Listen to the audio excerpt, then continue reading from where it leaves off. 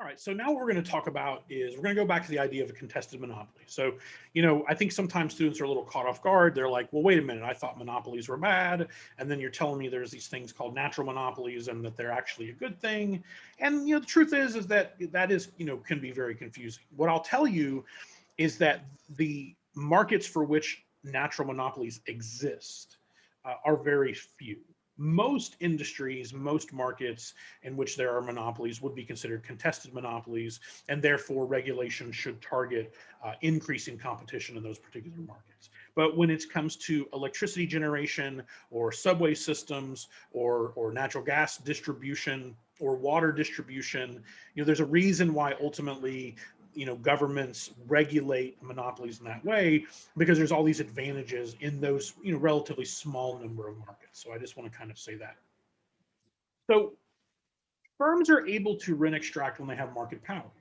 And aside from just simply charging higher prices when the firm has market power, there are other ways in which markets, I should say firms, monopolists, are able to extract economic rents. And one of those ways is referred to as price discrimination. When we say price discrimination, what we mean is not like racial or gender-based price discrimination, although we'll see that there's some interesting contextuals to that one as well. The idea is that with price discrimination is that you charge different prices to consumers who have different willingness to pay for their product, right? So one of the weaknesses of charging, so go back to the monopolist example here, one of the weaknesses of charging a single price to an entire market. So we know that the profit maximizing price for this monopolist is $6.67. So everyone who buys a unit of this product in this market will pay $6.67. Is that there's this whole portion of the demand curve that does not buy the product, right? So we can see that everyone up to this point in this demand curve buys the product, but after that, we see that there's a lot of people who, would be willing to buy the product at lower prices, but they don't get access to the product because the price is being set above that. So the monopolist thinks to themselves, well, is there a way for me to charge different prices and capture some of those different places along the demand curve? And the answer is yes. There's actually a lot of ways.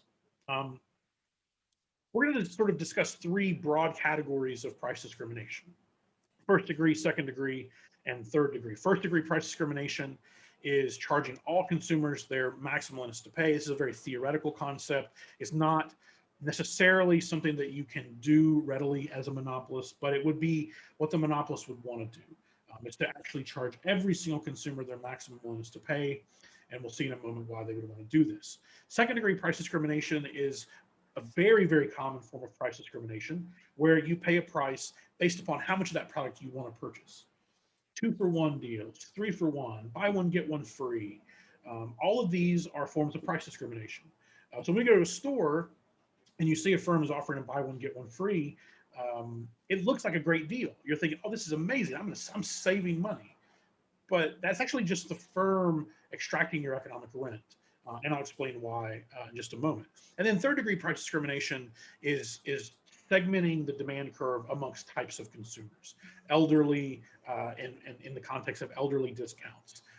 Ladies' nights at bars is a common form of third degree price discrimination, where you charge different people based upon some characteristic different prices. Now, there are laws and rules against how firms are able to do this, right? You're not able to charge a different price to a different person based upon issues like race or sexual orientation, right?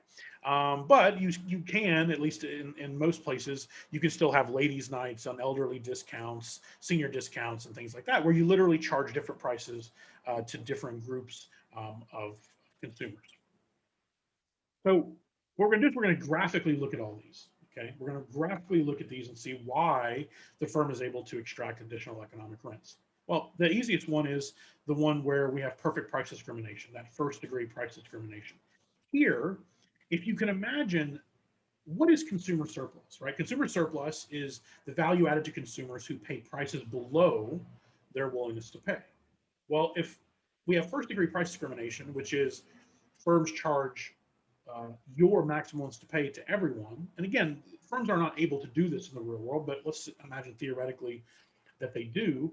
This would mean that there's no consumer surplus. And in fact, all of that would turn into producer surplus.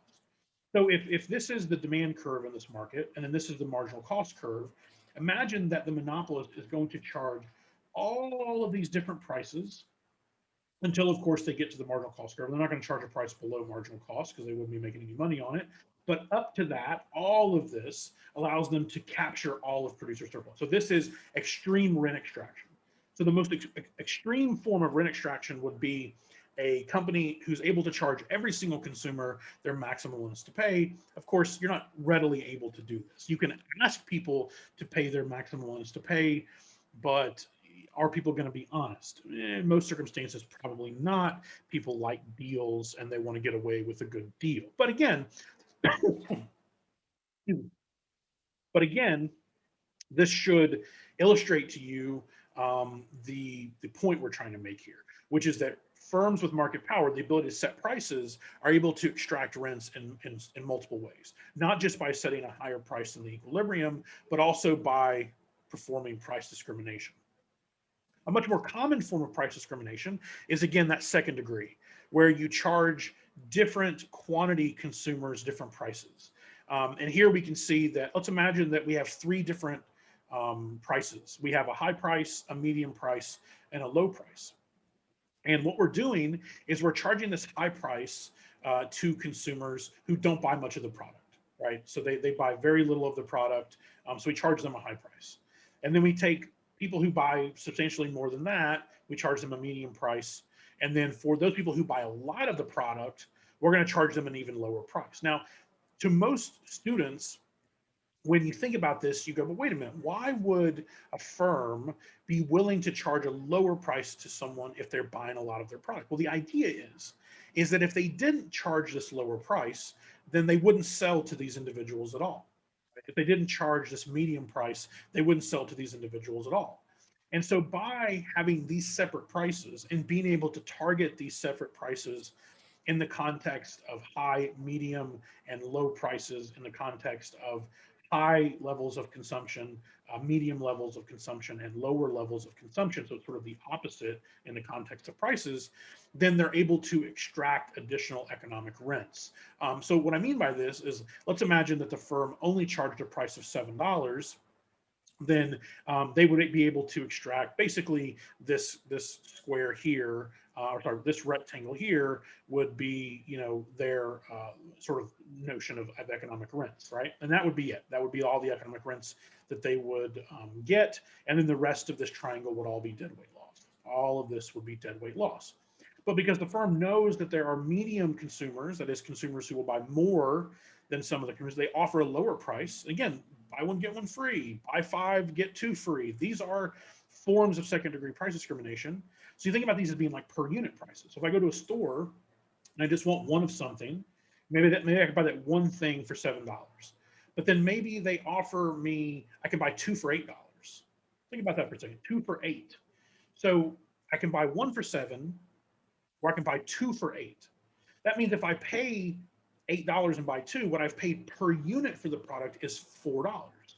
So what this means is that now the firm is able to add even more rent extraction. So not only do they get this from the $7 folks, they also get this from the buy 2 for $8 folks who are paying $4 per unit. And then we can go a step further and we can say something like buy 4 or let's say, like, let's go buy 5 and pay $10. So an even further discount. So what I'm doing is I'm capturing those people who would be willing to pay more for the product, or sorry, would be willing to buy more of my product if the price was lower. And what I'm doing is I'm adding additional rent extraction. So I'm rent extracting from the $7 folks, I'm rent extracting from the $4 folks, and I'm rent extracting from the $2 folks. Meaning that my assumption is that the $2 folks would not have bought 10 units, or 5 units rather, if I had not charged them $2 for it.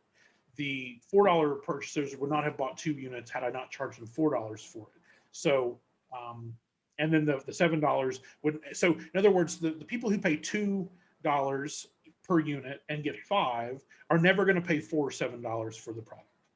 So the only way I get them to buy the product is if I charge them $2 and I give them a lot of the product. Okay, the people who are willing to pay $4 for 2 units at $8 cost are not willing to pay $7. So by offering discounts to those higher quantities, this isn't the firm giving away money. This is in fact the firm enticing people who weren't going to buy at $7 or weren't going to buy at $4 and getting them to purchase at $2, right? Right. And then lastly, we have third degree price discrimination. The best example of third degree price discrimination, I think, is most movie theaters have a college student discount. In other words, if you go to a movie theater and you want to go see a movie and you show your college ID, you will get a lower ticket price than non-college students. What this does is it takes the market and it splits it in half, or not half in the context of the same number on either side, but it splits it into two. And on one side, you have non-college students, and on the other side, you have college students, right? And just for sake of example, we're going to assume that the group of college students are willing to pay lower prices generally than the non-college students, right? Because they're lower income, right? They're not willing to pay as much for the product. So you'll notice that their demand curve is much lower and doesn't extend as far out as the non-college students. And so here, what we're doing is we're charging $5 to non-college students, and we're charging $3 to college students. And so what you'll notice here is that the demand for movie tickets coming from college students does not begin until less than $5. So if I'm charging $5 for my movie as the movie theater, I'm never going to sell to a college student. Now, again, this is in the theoretical sense, right? In this example, I would not ever sell a single ticket to a college student. So they would be a completely lost demand for me. However, if I charge $3, I get a pretty significant amount of them to now go see a movie. So when you think about price discrimination, what you should think about is that it's an ability of firms to charge different prices such that they entice people who wouldn't normally have purchased the product at the monopoly price, and it gets them to purchase the product at a slightly lower price. But instead of seeing it as a sale, right, it's rent extraction. So like when I go to a store, my wife is big on sales. She loves to catch a sale. She's like, look, this is like free money. That last week, this product was this amount of money, and this week it's less, right? The sale. But the issue is that we didn't buy that product last week, right? Why didn't we buy that product last week? Because it was above our willingness to pay, and we're only willing to buy the product now because it's less in price. So now it's maybe it's below our maximum willingness to pay. So think about what the company's done. They took me as a non-consumer and they turned me into a consumer. So prior they were making no money from me, but then after dropping the price, now I consume something. So in the college student case, you may say to yourself, why would you offer this pricing discount to college students? It's because if you didn't offer the pricing discount, you wouldn't sell anything to them. So you would get zero revenue from that particular source. And so the idea behind third degree price discrimination is that you split the market up into different consumer types. And here, those consumer types are typically, individual characteristics, college students, elderly, again, ladies' nights at bars, those sorts of things. You see this a lot with like grocery store chains where they have like member discounts, like Costco is a good example of a sort of a third degree price discrimination where you split, you sort of split the demand into, those who, you can't buy from Costco unless you have a club card, right? And so again, it's sort of this way that it makes people who are members of Costco feel good because they think they're getting all these deals. But in reality, Costco knows if they didn't offer you those deals, you would never buy that much from them. So, it's this weird kind of psychological trick almost. That's the thing about price discrimination is that it's really rent extraction. And in another video where I do a little bit more summary of monopolies, I actually go through an example of rent extraction, or sorry, I go through an example of price discrimination and in the context of the ability to again, isolate and charge different types of consumers different prices. And so next time you go into a store and you see a big sale going on, if you're at a store that you think has market power, think long and hard about whether you're actually getting a deal there or whether your rent is being extracted. Now, the truth is that, listen, consumption is a good thing, right? So having your rent extracted isn't necessarily a bad thing because you still get the product. But the idea is that if the firm had a competitiveness if they existed in a market that was competitive, then they wouldn't have the ability to rent extract, right? There would be no rent extraction. There would be no price discrimination. For only firms that have market power are able to price discriminate.